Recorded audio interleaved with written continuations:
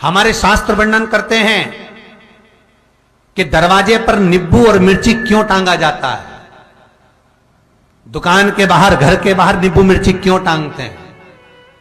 क्योंकि लक्ष्मी और दरिद्रता, इन दोनों देवियों को भगवान विष्णु का वर है कि ये प्रतिदिन भूमंडल पर विचरण करने के लिए जाएंगी। प्रतिदिन,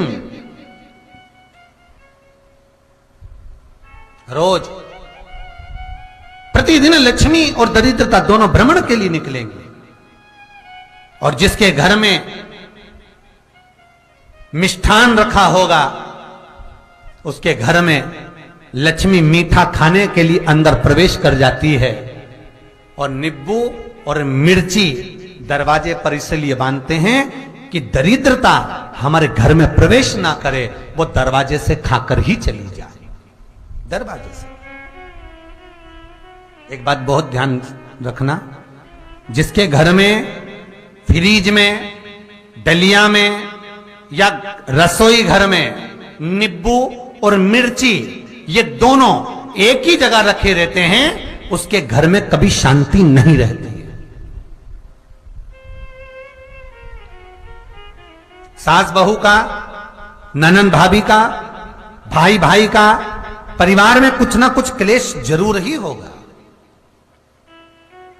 4 दिन अगर अच्छे निकल गए तो 5वें दिन क्लेश का जाएगा। 5 दिन अच्छे निकल गए, 6ठा दिन क्लेश का जाएगा। कुछ ना कुछ, एक जरा सी कटोरी पड़ी है उसके पीछे विवाद चालू हो जाएगा, जरा सा पानी ढुल गया उसके पीछे विवाद चालू हो जाएगा, बेडशीट बदल रहे थे उसके पीछे विवाद चालू हो जाएगा, पति कक्ष में आया विवाद चालू हो जाएगा, तुमने एक शब्द कहा, कोई लड़ाई की बात नहीं करी, फिर भी विवाद चालू हो जाएगा। समझ लेना कि घर के रसोई घर में या फ्रिज में नींबू और मिर्ची साथ रखा हुआ है तो वो क्लेश तो देगा ही।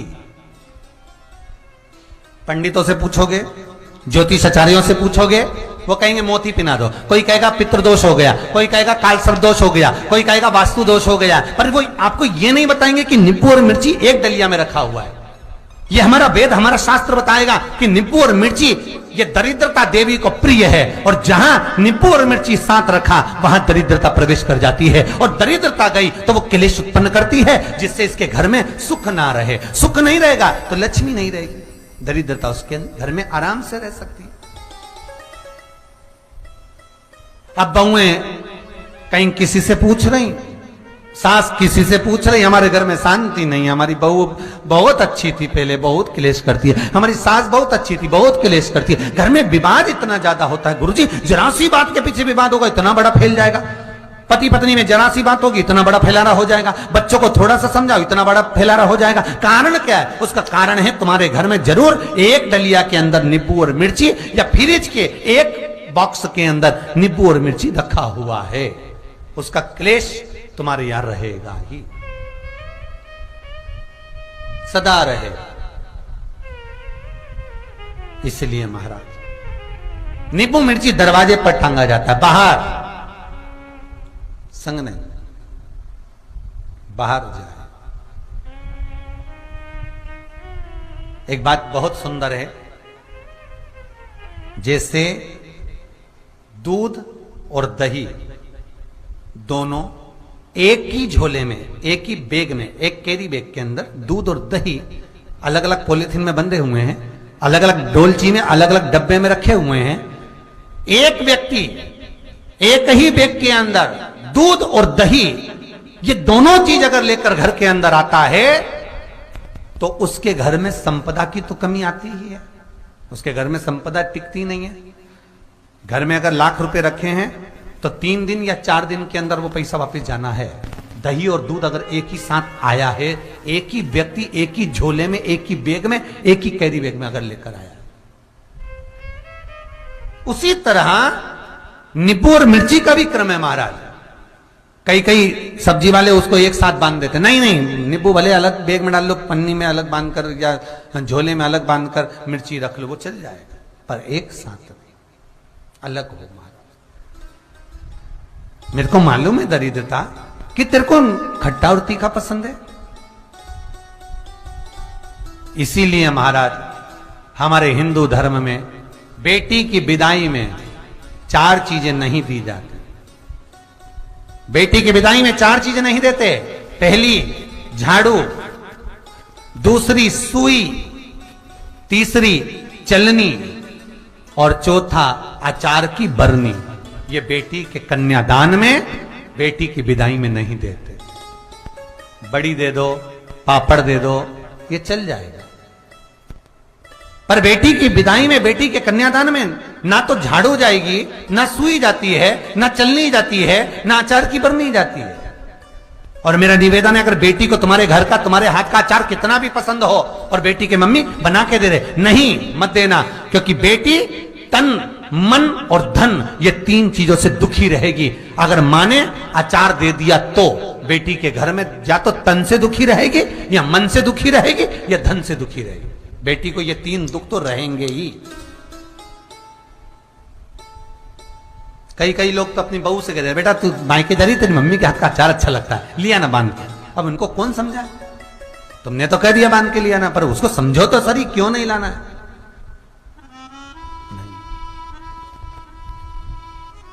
महाराज, दरिद्रता देवी को क्रोध आ गया। लक्ष्मी जी के साथ नारायण जाने लगे तो लक्ष्मी जी बोली, रुको प्रभु, मेरी बहन पीपल के पेड़ के नीचे बैठी है, आप कृपा करो। भगवान विष्णु ने कहा, सुनो लक्ष्मी, लक्ष्मी और नारायण इस पीपल के वृक्ष के नीचे आकर दरिद्रता देवी से मिले हैं। 7 दिन तक, पूरे सप्ताह पीपल के वृक्ष के नीचे लक्ष्मी और नारायण का वासा होगा। जो पीपल के वृक्ष के नीचे आकर दीप जलाएगा, पूजन करेगा, पाठ करेगा, उसको संपदा की प्राप्ति होगी। इतने में दरिद्रता देवी खड़ी हो गई और दरिद्रता ने कहा, वाह नारायण वाह, क्या बातें हैं आपकी, पीपल के वृक्ष के नीचे तुम मिलने के लिए आए, मैं तो पहले से बैठी थी। 7 दिन तुमने अपने कर लिए, इसमें 1 दिन मेरा होगा। भगवान ने कहा, कौन सा? तब दरिद्रता देवी कहती है, रविवार का दिन पीपल के वृक्ष के नीचे ये दरिद्रता देवी विराजमान रहेगी। अगर रविवार के दिन कोई पीपल के वृक्ष के नीचे आएगा तो उसके साथ दरिद्रता देवी उसके घर में प्रवेश करेगी। इसलिए शास्त्र रीति में भगवान विष्णु ने उसी समय पलटवार करते हुए कह दिया, अरे ओ दरिद्रता सुन, पीपल के वृक्ष के नीचे अगर कोई रविवार को आया और कोई पूजन की सामग्री लेकर आया, हाथ में कुछ ना कुछ उसके हुआ, खाली हाथ आया, तो तू उसके घर में प्रवेश करेगी, और अगर भरा हुआ हाथ रहा तो तू उसके यहां प्रवेश नहीं कर सकती। ठीक है प्रभु, वचन दे दिया भगवान ने। इतने में दरिद्रता देवी भगवान विष्णु से बोली, प्रभु सारे देवताओं के पीछे अधर्म बैठा हुआ है,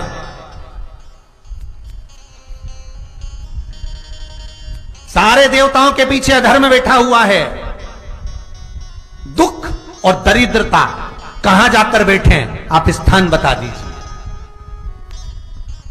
आपको अब भी कहा कथा में कि देवताओं के पीछे, देवियों के पीछे, पीठ के भाग में अधर्म का निवास है, आगे धर्म का निवास है। इसलिए मंदिर में अग्रण्य प्रणाम करना चाहिए, आगे की पीछे नहीं। दरिद्रता देवी कहती है, ये दरिद्रता और दुख कहां जाकर बैठेंगे, आप वर दीजिए। भगवान विष्णु ने कहा, ये भी तेरे लिए है, तू लक्ष्मी की बहन है, मांग ले, तुझे कहां बैठना है, कहां रहना है। दरिद्रता देवी कहती है, जिस घर में स्त्री दोपहर में सोती होगी उसके घर में दुख और दरिद्रता दोनों जाएंगे। जिनके घर में कांटेदार पेड़े लगे होंगे, पौधे लगे होंगे, उनके घर में दुख और दरिद्रता दोनों जाएंगे। जिनके घर में रात्रि में बासी बर्तन पड़े रहेंगे, उनके घर में दुख और दरिद्रता दोनों जाएंगे। भगवान विष्णु बोले, ठीक है। इतने में दरिद्रता देवी बोली, सारे देवताओं में प्रथम मान्य होने वाले श्री गणेश जी महाराज के पीठ के पीछे कोई नहीं बैठा, अधर्म नहीं बैठा। आप हमें वर दो कि दरिद्रता और दुख गणेश जी की पीठ के पीछे विराजमान होंगे, पृष्ठभाग में दरिद्रता और दुख दोनों रहेंगे। वर दो आप। लक्ष्मी वो कौन से दो स्थान हैं जहां तू जाना पसंद नहीं करती? लक्ष्मी, वो कौन से दो स्थान हैं जो व्यक्ति धारण करता है तो उस व्यक्ति के पास में से 2 साल में, 4 साल में, 6 साल में, 8 साल में तो रुष्ट होकर चली जाती है? वो स्थान कौन से है? तो 2 स्थान माता लक्ष्मी ने बताए हैं। पहला, फूटे हुए बर्तन में भोजन करना। कौन से बर्तन में? जम के बोलिए जरा। जो टूटा बर्तन होता है, खंडित बर्तन होता है, फूटा हुआ बर्तन होता है, कहीं गिलास की किनोर टूट गई है, कहीं कटोरी की किनोर टूट गई है, कहीं थाली की किनोर टूट गई है, और तुम कहीं प्लेट की किनोर टूट गई है और तुम उसमें भोजन कर रहे हो, तो टूटे हुए बर्तन में भोजन करने वाले के पास में लक्ष्मी छिन्न हो जाती है, उसका भाग्य भी फूटे हुए बर्तन की तरह हो जाता है। ये लक्ष्मी का। और दूसरा, फटे हुए वस्त्र धारण करने वाले का भाग्य भी फटे हुए वस्त्र की तरह, जैसे फटा हुआ कपड़े का रेसा रेसा निकलता है, उसी तरह फटे हुए वस्त्र धारण करने वाले की भी जिंदगी में परिश्रम का रेशा निकलता रहता है, पर उसको सुख का भान नहीं होता। आज के जमाने में ये फटे हुए कपड़ों का फैशन आ गया, ये बड़ा दुख की घड़ी है।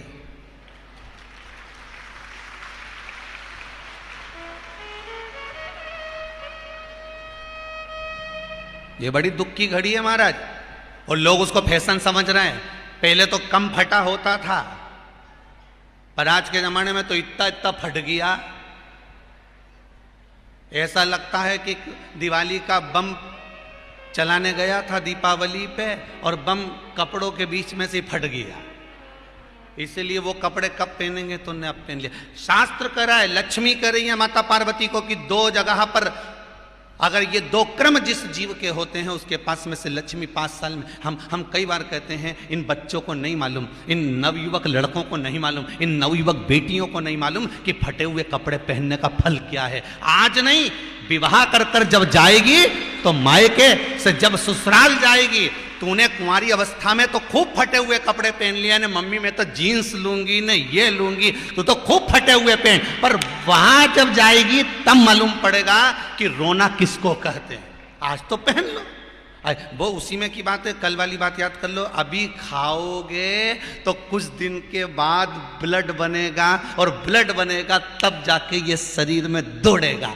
आज की आज तुमने रोटी खाई तो क्या आज की आज ब्लड बन गया? जम के तो बोलो रे खरगोन वालो, नहीं बनाना। आज खाया है तो ब्लड 8 दिन में, 4 दिन में, 6 दिन में, 2 दिन में, 5 दिन में, 3 दिन में बनेगा। आज की आज ब्लड नहीं बनेगा। आज खाया तो 2 दिन में ब्लड तैयार होकर तुम्हारे शरीर में दौड़ेगा, शरीर में दौड़ेगा तो तुम्हारा शरीर भी चलेगा। उसी तरह तुमने अगर युवानी अवस्था में, कुंवारी अवस्था में ये फटे हुए कपड़े पहने हैं, तो जब तुम्हारी अवस्था बढ़ेगी ना, आज नहीं रोना पड़ रहा। आज के जमाने में तो फैशन है साहब, फैशन है तो आज पहन ले, बाद में रो ले, रो बाद में बैठ। नहीं, ताली बजाने से कुछ नहीं होगा री जीजियो, फालतू की बात है। आज यहां से जाते से ही अपने को एक ही काम करना, जितना फटा हुआ कपड़ा है इनके सबके पोछा लगा दो, बाल्टी में डुबाई डुबाई के। ये ताली बजाने से कुछ नहीं होगा। लोग तो कब से चिल्ला रहे हैं हम सुधरेंगे, जम के तो बोलो। गायत्री परिवार वाले रोज चिल्लाते हम सुधरेंगे, हम बदलेंगे। कब बदलोगे?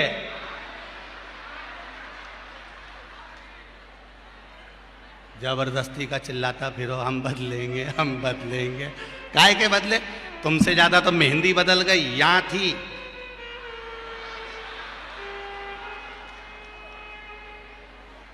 और बची कुची थी तो यहां पहुंच गई। यहां और पूर्णा कथा करने गए हड़पसर में, तो वहां पूछ लिया हमने हड़पसर में जाकर, तो हमने पूछा तनु इधर आ बेटा। अब जजमान के घर की चोरी, हमने कहा बेटा ये तूने क्या करा? अरे गुरुजी वो टेटू है ना, टेटू बनवाया है। हमने कहा कितने का बनवाया? अरे गुरुजी 700 रुपये का। हमने कहा तुम मुंबई पुणे वाले फालतू का खर्चा करते हो, 700 रुपये का कहीं गाय को चारा देते तो बेचारी 2-4 दिन तक खाती। अब 700 रुपये का तूने टैटू बनवाया। अरे गुरुजी फैशन चल रहा है। तो हमने कहा बनवाने की जरूरत क्या थी, खुद बना लेती, फ्री में बन जाता। तो क्या गुरुजी अपना हाथ नहीं पहुंचे? नहीं। हमने कहा कैसे नहीं पहुंचे? पहले दीवार पे बनाओ, उन्हें चिपक जाओ। कैसे नहीं पहुंचे?